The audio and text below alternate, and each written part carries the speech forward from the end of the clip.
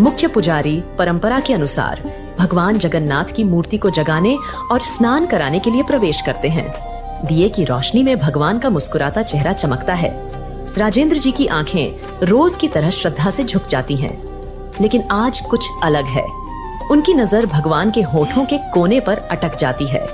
वहाँ कुछ पीला सा लगा है, दाल और चावल का एक दाना। ये क्या है? वे करीब जाकर देखते हैं।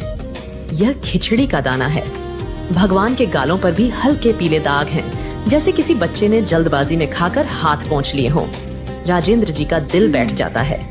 मंदिर में खिचड़ी का भोग तो शाम को लगता है, सुबह तो बिल्कुल नहीं। और गर्भगृह में उनके अलावा किसी को आने की इजाजत नहीं। यह अपवित्रता है या कोई चमत्कार? भक्ति जब सारे नियम तोड़ देती है, तो भगवान भी अपने नियम तोड़ देते हैं। ये कहानी किसी भक्त की नहीं, बल्कि उस माँ की है जिसके लिए भगवान ने अपना सिंहासन छोड़ दिया। जरा सोचिए, भगवान के होठों तक खिचड़ी कैसे पहुंची? कौन था वो जो जगन्नाथ के द्वारों के पार पहुंच गया? वीडियो के अंत में एक सवाल पूछा जाएगा, जिसका जवाब आपको कमेंट में देना है, इसलिए हर दृश्य को ध्यान से देखिएगा। राजा गजपति एक न्यायप्रिय और अभी तो रुको, क्लाइमैक्स अभी बाकी है। धर्मनिष्ठ शासक अपने मंत्रियों के साथ राज्य के मामलों पर चर्चा कर रहे हैं। तभी घबराए हुए राजेंद्र पुजारी वहां पहुंचते हैं। आचार्य राजेंद्र, आप इस समय यहाँ? सब कुशल तो है?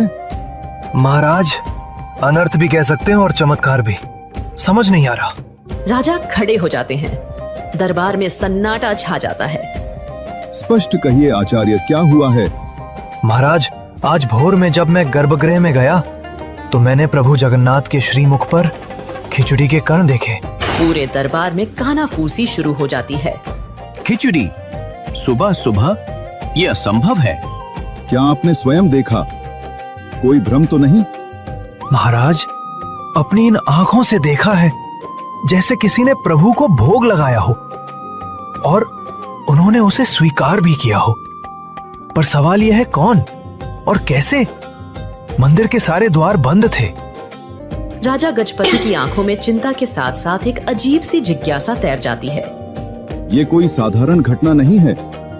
या तो ये मंदिर की सुरक्षा में बहुत बड़ी चूक है, या फिर स्वयं प्रभु की कोई लीला। पता लगाइए, आज रात मंदिर की सुरक्षा दोगुनी कर दी जाए, एक परिंदा भी पर न मार पाए। एक छोटी साफ सुथरी झोपड़ी, तुलसी के पौधे के पास मिट्टी के चूल्हे पर एक मिट्टी की हांडी छरी है।